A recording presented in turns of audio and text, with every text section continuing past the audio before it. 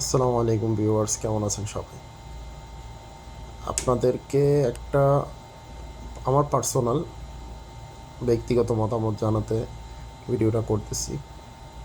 আপনারা জানি না একমত হবেন কি না, তবে আমার মনে হয় যে পৃথিবীতে এখন এই মুহূর্তে যতগুলা মানে ঝামেলা, যতগুলা যুদ্ধ হচ্ছে বা যতগুলা সমস্যা হচ্ছে, তার মধ্যে বেশিরভাগই ক্ষমতা নিয়ে।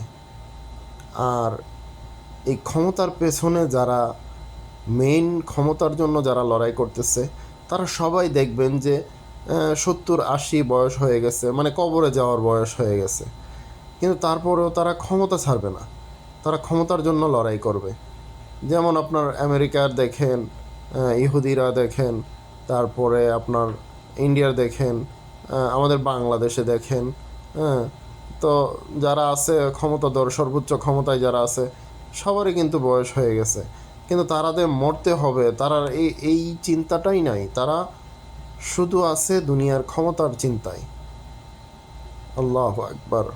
তারা যে মরবে এই চিন্তাটাই নাই। অথচ বয়স হয়ে গেছে, চুল পেকে গেছে, সাদা হয়ে গেছে, সব কিছু। তাদের মৃত্যুর ভয় নাই। তারা শুধু ক্ষমতার জন্য এত এত মানুষ মেরে ফেলতেছে।